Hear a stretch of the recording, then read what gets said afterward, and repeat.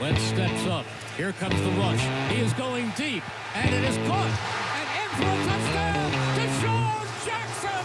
Give the people what they want. Reuben took almost the entire season, but I found myself enjoying watching an Eagles football game on Sunday. Yeah, I felt the same way. It was a fun game. It's disappointing to lose, but you can't deny the energy that Jalen Hurts is bringing to this team right now. And not just energy. Energy's fine, but playmaking and a level of excitement we just haven't seen this year. Yeah, it was certainly an exciting game. This is Eagle Eye, brought to you by Nissan. Alshon did that too, by the way, I thought. With Reuben, Frank, Dave Zangaro. We have a lot to get to. We're obviously going to talk a ton about Jalen Hurts and Carson Wentz. And Alshon. And we will talk about Alshon in the we have to get to him soon because that's the senior citizen portion. But he played well. We'll talk about the NFC East. The Eagles are technically still alive. They still have a chance to make the playoffs. They will need some help. We'll kind of go through those scenarios. We'll talk about the defense. They're really shorthanded, but they played fairly well. They made some plays, and we'll talk about special teams. Not a very good special teams day for the Birds, but I mean we have to start with Jalen Hurts. Look, I know we're just 2 games into this, and we don't want to get ahead of ourselves, but he's good. He's good. The team has energy. The whole team's playing better with him at quarterback. I'm not sold on him being some Pro Bowler or him being the unquestioned future, but he looks good, Reuben. Yeah. And look, I lived through Bobby Hoying and, Ty Detmer, guys who were incredible in their first couple starts, as Carson was. It was incredible. His first 4 games. Well, really the first 40 games. But, we've seen these guys. And so you learn to kind of temper your excitement. But kid's 22. It was his second start. And I think the thing that was most impressive to me today was that he was making a lot of plays throwing the ball. And throwing it to different guys, different kinds of routes down the field, a lot of vertical stuff, a lot of outs. It's kind of one of the last throws a young quarterback. I mean, it's a hard throw. And he was making plays with his legs, but he was looking to throw first. And that was some growth from last week where I thought there were times where he could have looked to throw. There wasn't pressure imminent, but he took off, which is fine. And he made a lot of plays that way. But I've always said as he evolves in the offense, he's going to run less. And we kind of saw that already. His touch on the mid-range throws was really, really good. Better than I thought for being this new at this thing. And, and he threw to some guys who really haven't been a big part of the offense, Quez and Alshon and even Fulgham caught a couple balls at the end, which was big good. Passes at the end. Yeah. Yeah. So that was encouraging. And, and Greg Ward getting in the end zone. It's just a lot to be excited about. His poise. I thought when they got down 16-0, he really kept his cool. And when the quarterback does that, the whole team does that. And, there's always a tendency, especially for a young QB, to try to get it all back at once. But you got to run the offense and take what the defense gives you. And he did a beautiful job of that, keeping his cool down 16-0. And he was part of the reason they were down 16-0. Really, it was a complete meltdown in all 3 phases at that point late in the first quarter. But I thought he really showed a lot in kind of keeping the whole thing rolling, keeping his poise, keeping his cool, his composure, and not letting that 16-0 on the road, pretty good team. It's easy to kind of let the whole thing snowball, and he really kept it together. Really a lot to like about the way he played.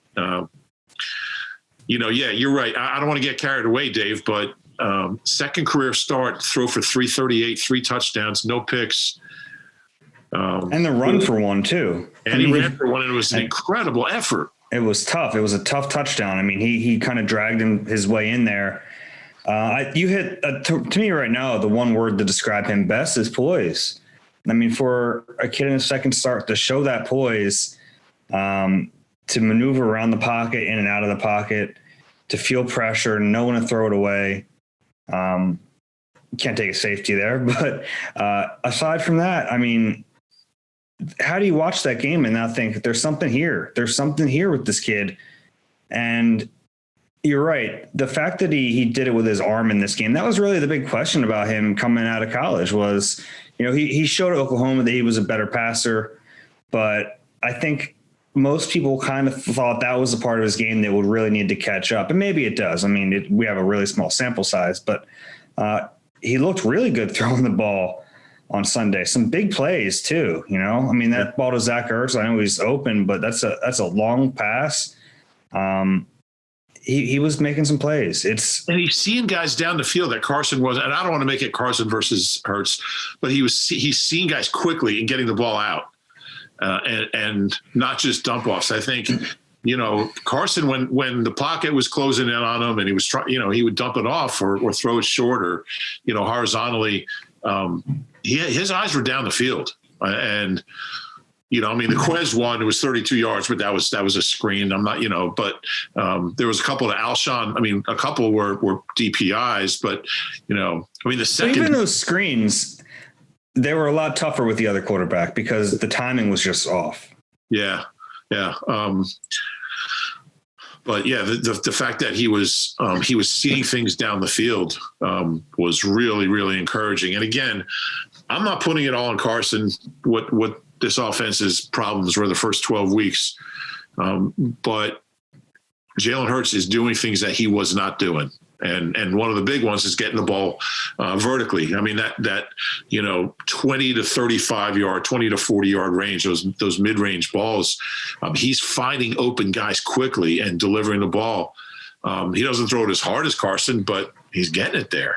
And he's got a nice touch, and he's putting the ball where guys can catch it and run. I think you're seeing more yards after the catch than we've seen. He's thrown with really good anticipation. I'm really impressed. I'm kind of blown away by the way he threw the ball today. Yeah. The one play that has kind of been sticking with me was on the fumble. He picks it up and then finds Goddard. Was it Goddard on that play? It was. I mean, to have the presence of mind, a lot of guys just fall on that ball. And honestly, that might be the coaching point to fall on the ball. But when you're a playmaker, you can do stuff like that. And that was such an impressive play to drop the ball, pick it up, keep your rhythm, throw on the run, and throw a strike. I mean, a perfect pass only your receiver can catch. Yeah, that to me was a great play. That was probably the best play of the day. Yeah, there were a few of them. I mean, the touchdown run was impressive to me because we know he's fast, but he showed great strength, power, toughness, which Carson has done when he's run the ball this year. I mean, he's got, I think Carson had 5 or 6 touchdowns himself. He's very, very tough around the end zone and can get in. He's a big, tough, strong guy. Jalen isn't, he's not built like Carson. So to see him kind of strong.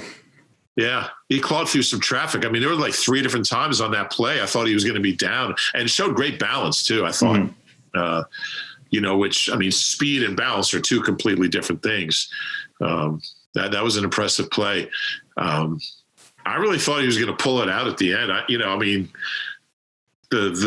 They had 2 drives. I mean, the second one was, more Hail Marys, but he kept him in the game. He kept making plays.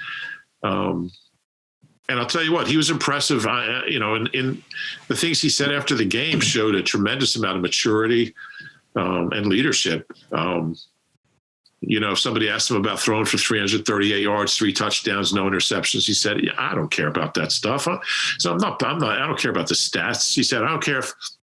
He said, if I threw 5 interceptions and fumbled 3 times and we won 2-0, I'd be happy. That's a really mature. I mean, he'd probably get benched if he did that, but it's a really mature thing to say. And he believes it. I mean, it's not lip service. He really believes it. And you get that sense that it's genuine. Yeah. He has that competitiveness to him. Yeah. We're all kind of like praising him and impressed by what he did. And he's just disappointed because they lost the football game. That's, for a kid's 22. Dave, what were you doing when you were 22?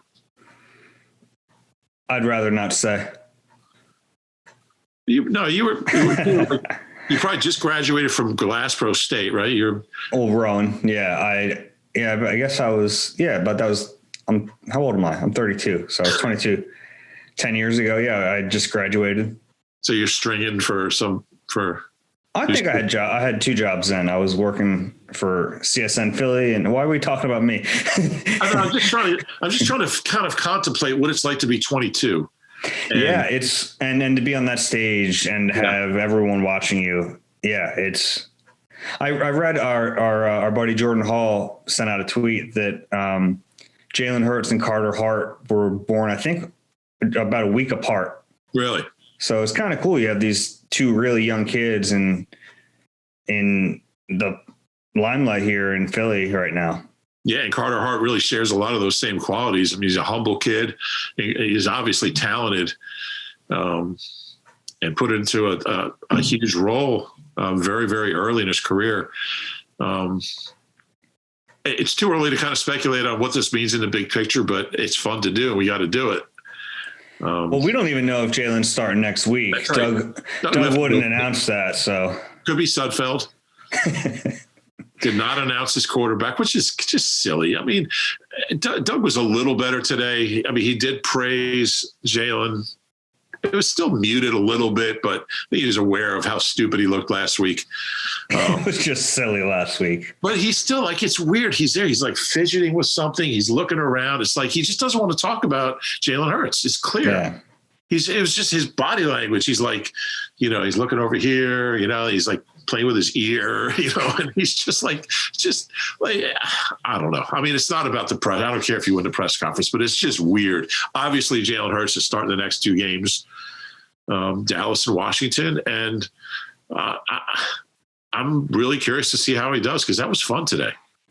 It was fun today. And, in his first start, he did some nice things, but it wasn't like, oh, wow, like this might be something long term. I got that feeling today watching him play. That like this might go a different way. You know, I mean, it felt like, and I don't know what they're going to do. It's obviously a tricky situation, and it's made this whole season really weird, and it's going to make this offseason incredibly bizarre. But I started to wonder a little bit more today.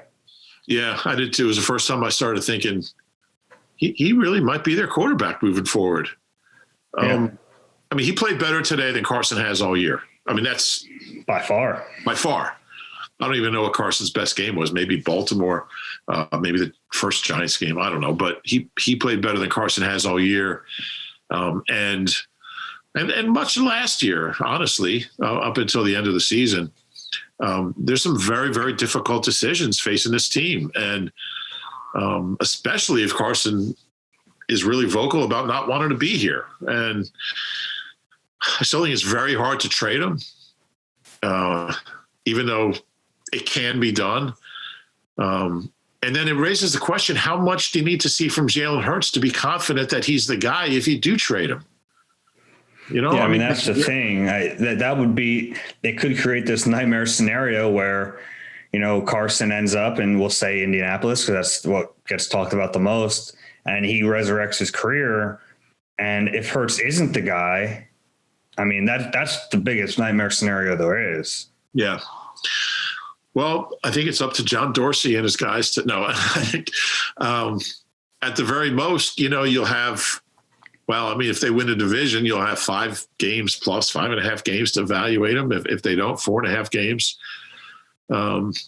If he plays like he did today against Dallas and Washington, you have a pretty good body of work. Now, if he has a really bad game or average games the next couple of weeks, it's a really, really tough call. I still think it's most likely they'll both be here next year, because I just don't know. I'm still not ready to give up on Carson.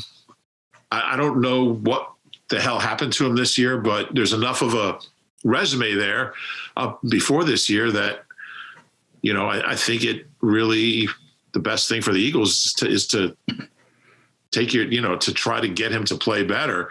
But if Jalen Hurts is playing like this the rest of the season, I think he's got to be the starter next year. But again, there's 2 weeks to go, and we'll see how it goes. He's going home to Texas, and then a Washington game that who knows could possibly be for the division title. Yeah. I'm just curious to see how he plays. I'm sure Jeff Lurie and Howie Roseman and Doug Pederson are having this conversation as well. They don't know. There's not a clear cut. If you have a quarterback who gets 13 starts and plays at a high level that whole stretch, you can safely say, this is our guy. But, this is 2 starts and maybe, and 2 more to go. And it's not going to be a huge body of work. And most likely in these next couple games, he's going to face adversity. He's going to throw a pick. There's going to be a game that things don't go this well. So it's just going to make it a very, very difficult evaluation. Yeah, you're right. What did you make of the ESPN report about Carson Wentz, basically saying that he's not interested in being here in 2021 if he's the backup? I'll just go ahead. What did you think about that? Well, I was disappointed. I understand that he wants to play. Everybody wants to play. I just don't think, and again, we don't know exactly where it came from, although we can kind of guess. There's a lot of posturing that goes on between that whole group of national news breaking guys and teams and agents. And a lot of it's just so agenda driven. Let's get this out there. Let's get that out there. So, Carson's camp didn't deny it. But it's disappointing. Now, Doug made it clear that Carson's done everything, and Jalen said the same thing, that Carson on game day and during the week has done everything, that's been asked of him to help get Jalen ready and to, obviously he's a very experienced guy. He sees things out there. So that's good. I wouldn't expect anything less from Carson, but it's not a good look when a guy is when that comes out of his camp or when that comes out and his camp doesn't deny it. It's not a good look, and I was disappointed by it. Yeah, I think there is just a kind of a human element to it, though, that of course he's frustrated by the situation, but I mean, the flip side of that is he put himself in this situation. It wasn't all him, but he didn't play well enough, and that's the reason he's on the bench. So, yeah, it was. It's not a good look. You're right. Was I surprised to hear it?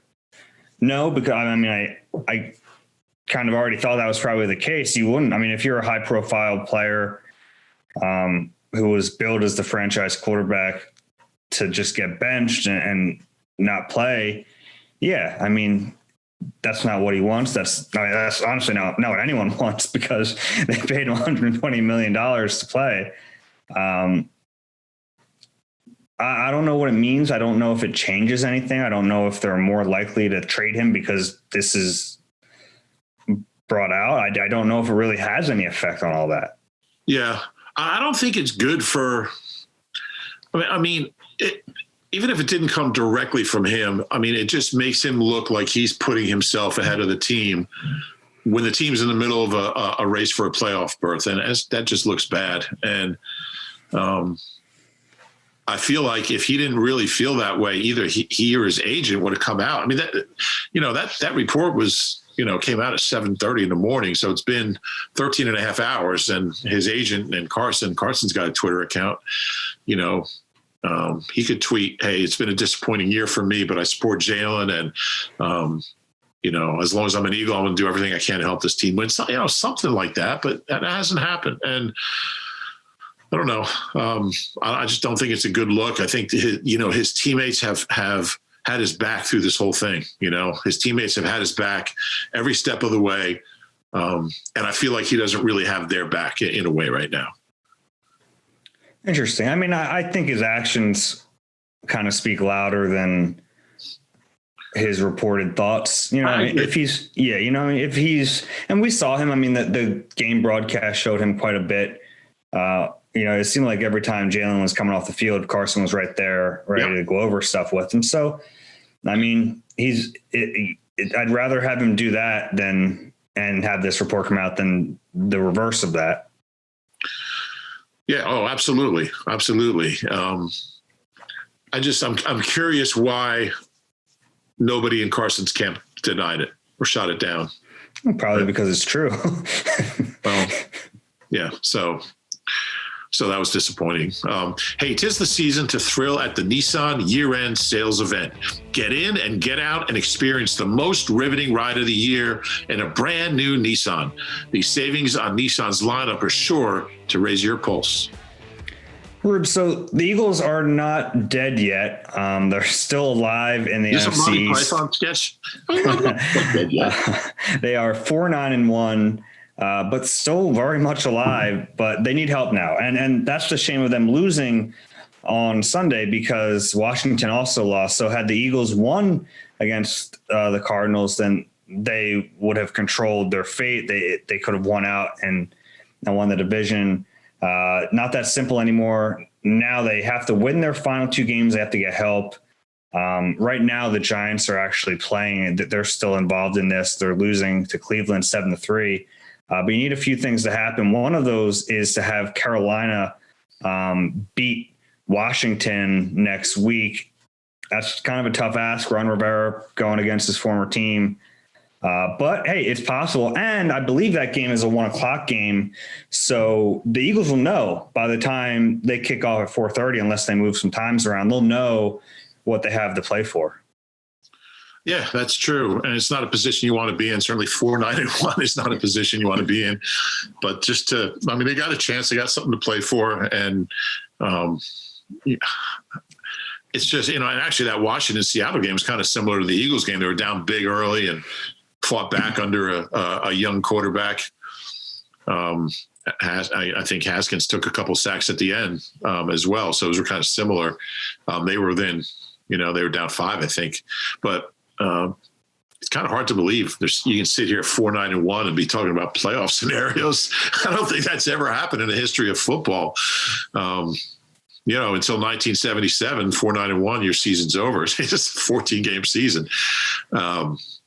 It's strange, but in a way, it's good because I think to really get the maximum evaluation of Jalen Hurts, you want the games to mean something. You want the games to be important and have value, and for both teams.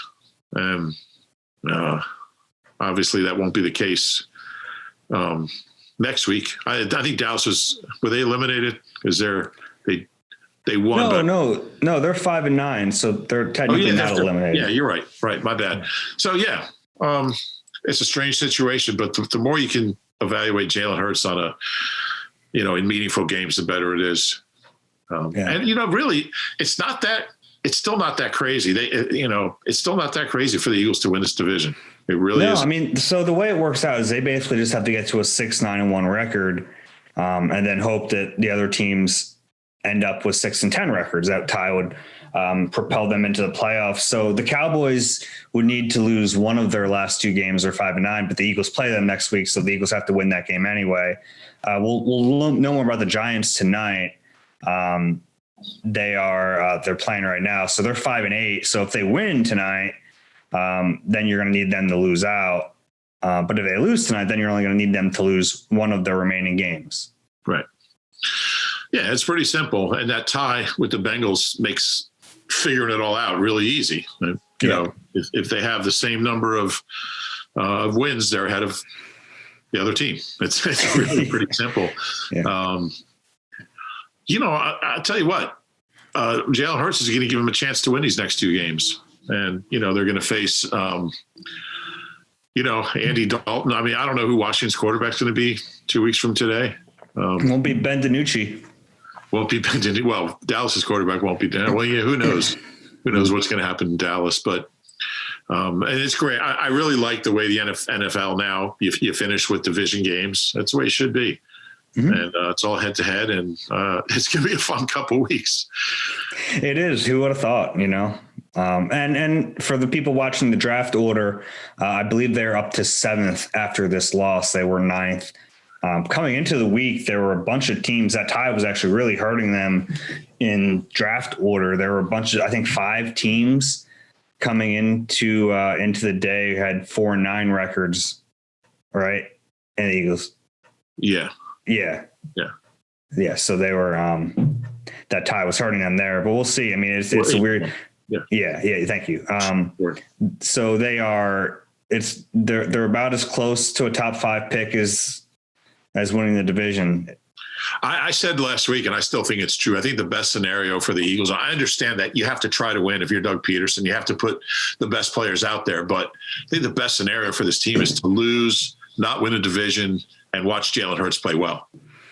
Yeah, and you play hard. Like, you play a tight game. Like, so in that, you're kind of talking about the Cardinals game. That's exactly what happened, right? They played tough. We saw a lot of good from Jalen Hurts, and they lost the game, which is arguably the best case scenario. I think so. And as much as I believe you should always try to win, sometimes losing is best for your organization. Yeah. And they're trying to win. It's not like that's the best thing for them. Like, they're looking at it like the players, and we want to try to win. But I think we can bring another level of analysis to that and say, well, yeah, we want you to try to win, but if you lose, how about the Jets? Jets won a game. They screwed this whole thing up. Yeah. Well, they can't even lose right. Yeah. Unbelievable. That's got to be the weirdest thing to be a Jets fan right now.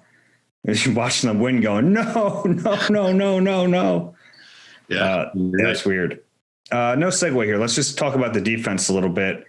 It's tough. I mean, they come into this game without Darius Slay, without Avonte Maddox, without Craig James and Cravon LeBlanc. They had like no corners left.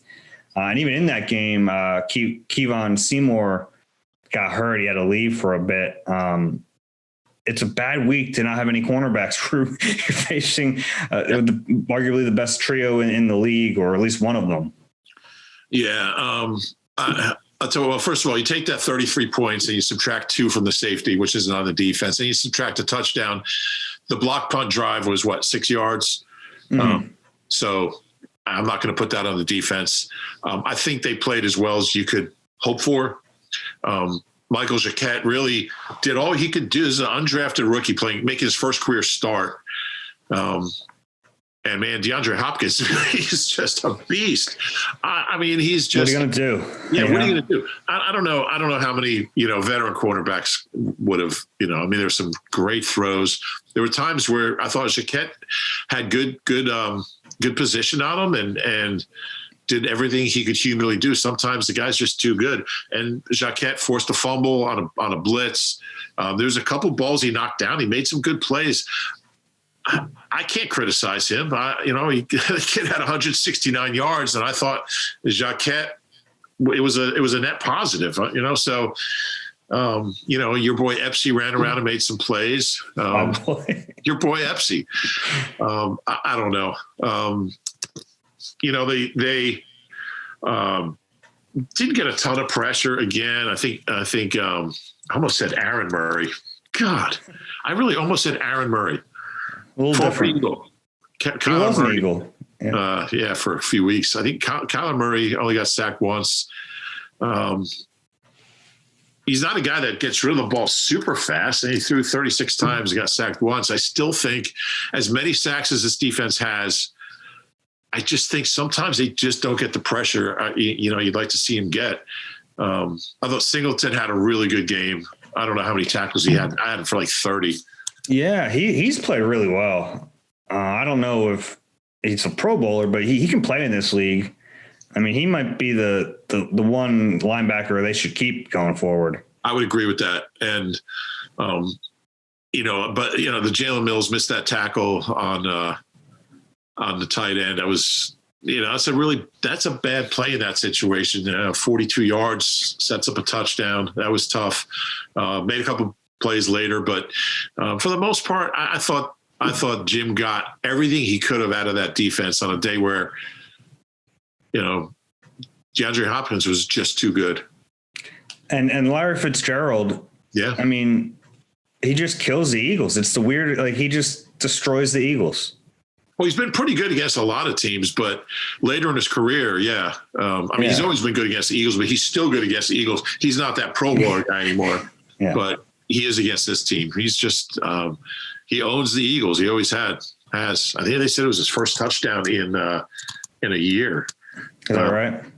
That was a great play too. Yeah, it was.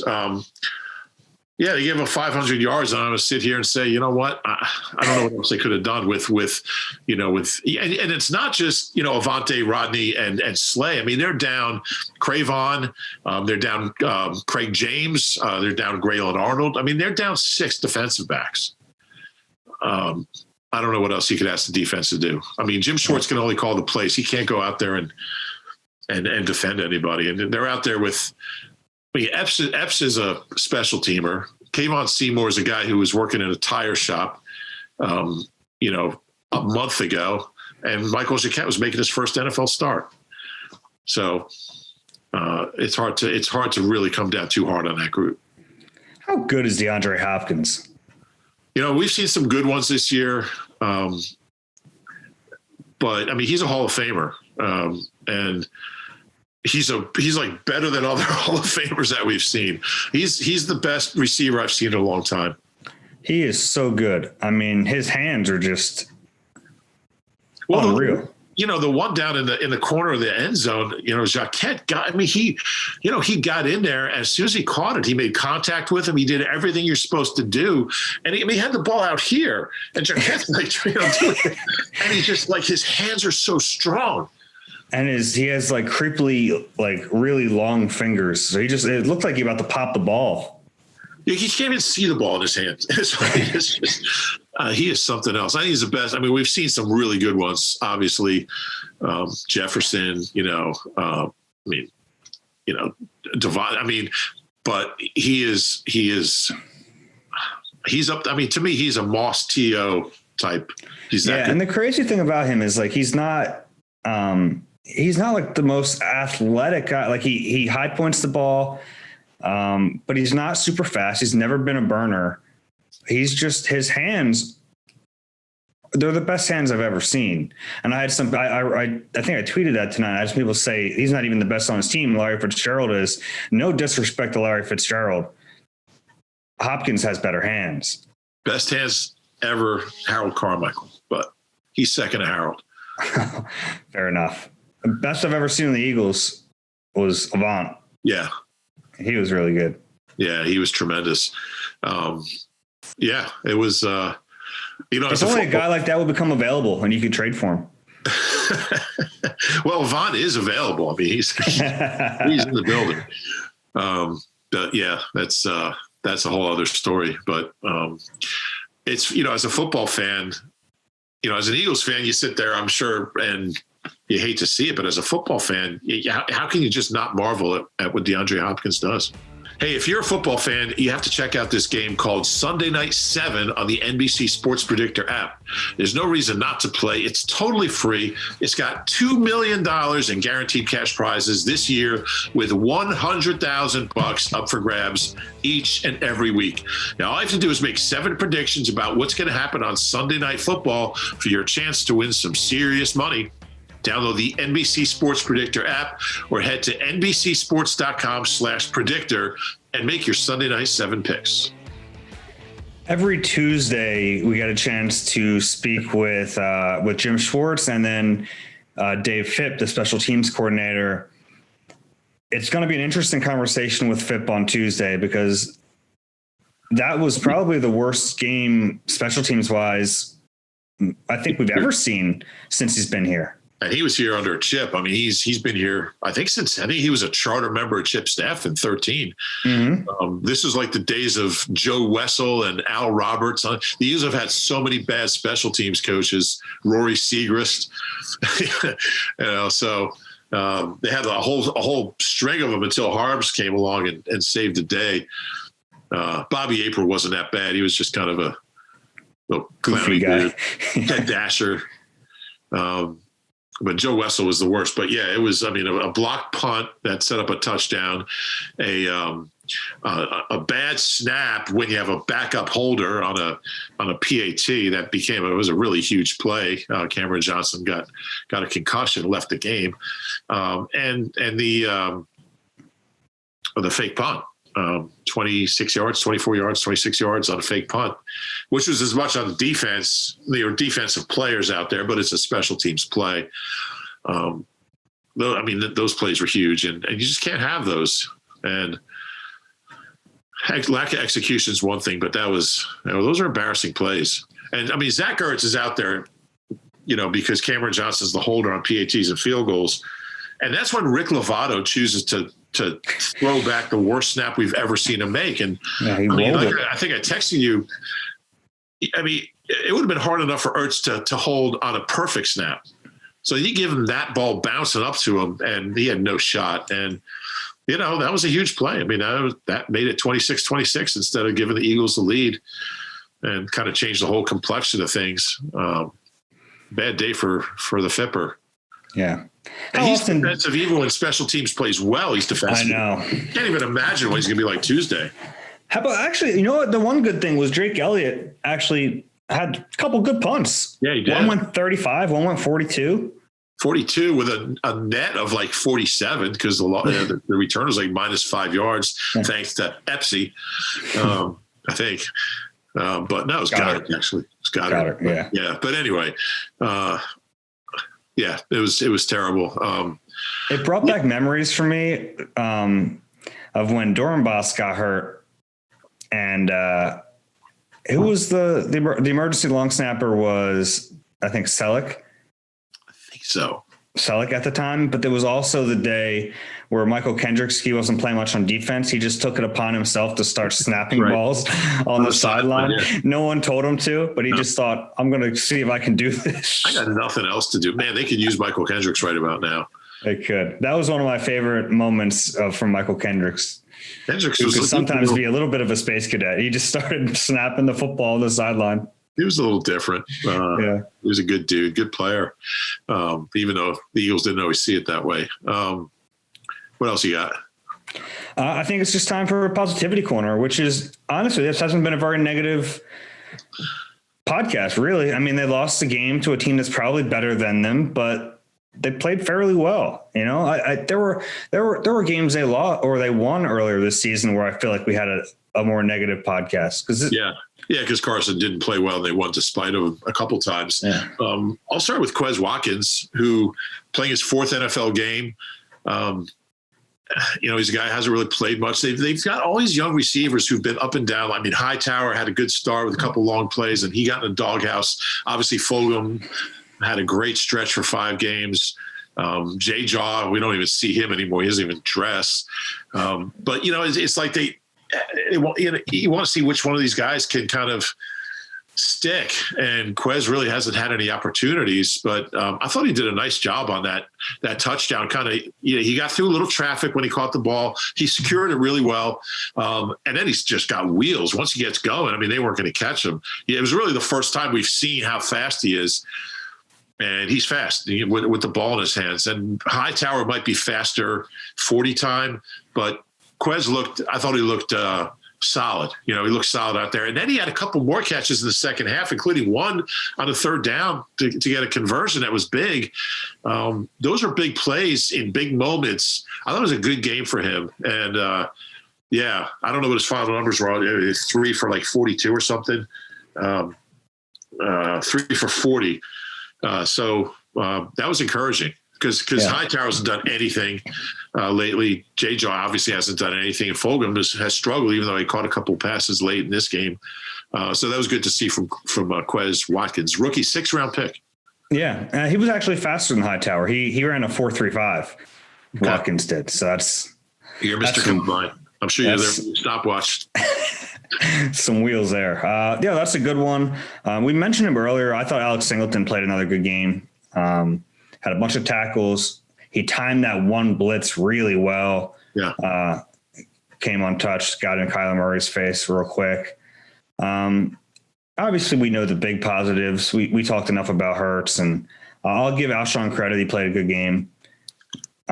He should have probably been called for OPI on that one, but I agree. Could have been offsetting on both of them. But, he went out and battled. And again, in all seriousness, we were going back and forth on Alshon versus Fulgham last week. And I think I think the reason Doug wants Alshon out there is you got a young quarterback, and you have all these young receivers, but Alshon, for all his faults and his ridiculous contract and, the injuries and the decline in production, he's a veteran who's been through it, who's been in big games. He's getting healthier. And I just think it's good for Jalen Hurts to have that out there, to have Alshon out there. He played really well. I mean, I think he had the 2 DPIs. I think they were both big plays. I think if you add up his yards and DPIs, he's over 100 yards today. So I think it's good. It's good to have, even if he has no future here and won't be here next year. I think it's a good guy for a young quarterback making a second start to have out there, to just have a guy who's pretty solid and, if Travis Fulgham was out there battling Patrick Pederson, I don't think he's going to get those DPIs. I mean, he's shown that he's kind of soft on those plays. So whatever Alshon's future is, I thought it was the right thing to do to play him. Maybe. I still don't. But it's tough to watch Patrick Pederson kind of struggle, Yeah. He's played at such a high level for such a long time, but corners, man, it's tough when you get older. He's a Hall of Fame player, but it's tough to watch that. Yeah. Anything else before we wrap this up? One other thing, and I thought this was good. Miles didn't have any long runs. I think his longest run was 10 yards. I'm not positive on that, but I think it was 10 yards. I like that Doug stuck with him, even though the yards were hard to come by. I think with a young quarterback, you really want to be multidimensional. And, he ground out 64 yards on 17 carries, which is just under 4 yards a carry. And they were tough yards, a lot of inside yards. He converted a couple first downs. You're not always going to get a 74-yard run or 82-yard run. Arizona's, I thought there weren't a lot of holes. Matt Pryor stinks, by the way. Yes, I know it's Dave's Positivity Corner, so I don't want to, infect it with Matt Pryor, but he stinks. He's terrible. But anyway, I mean, you can hide him at guard and maybe get away with it, but he can't play tackle. And God forbid he plays left tackle, but that's another story. But I just thought that was important because Doug just tends to get away from Miles when he doesn't have like a 90-yard run in his first 5 carries. He stops. Yeah, he stuck with him a little longer, but he's still. I kind of thought there was still a little too much drop back for. I agree. Hurts. No, I agree, but I thought 17 was his most carries since the Bengals game. I think he had 12 in the first half, though. Yeah. So they didn't have a lot of plays in the third quarter. And no other running backs had a carry, which is interesting. But at least he didn't just totally abandon him. That's true. What do you think of Aqib Talib? It's really split. People either really like him or they really don't like him. Yeah. I actually didn't mind him. I thought he was so different, and I thought it was refreshing. It was like watching a game with your buddies, just like BSing around, sitting in a barn watching a game. He's got a lot of work to do. He needs reps. He's got to slow down sometimes and speak a little clearer. But I liked him. I thought he had some really good analysis, and I can do without the I've known Patrick Peter, but that was the other dude kind of trying to set him up with, you're friends with Alshon, aren't you? I didn't mind him. Yeah, I thought it was kind of cool. I don't think every analyst has to sound the same, and most of these guys, most of them are old offensive linemen, and they have the same kind of approach to the game. I thought he was refreshing. Yeah, and he has the crutches to work out. I mean, he said, thousands of times, but I liked it. I thought it was at least entertaining. I did too. And better than some others. I won't say names. Like who? I just said better than some others. Okay. Let's wrap it up. We're going to do, it's holiday season, but we're still going to get 2 podcasts in this coming week. The schedule might be slightly different, but we'll work through it and we'll figure it out. Sounds like a plan. All right. If you enjoy our podcast, please do us a favor, rate and subscribe wherever you get your pods. This has been Eagle Eye presented by Nissan. That player sucks, by the way. For Rube, I'm Dave. We'll catch you soon.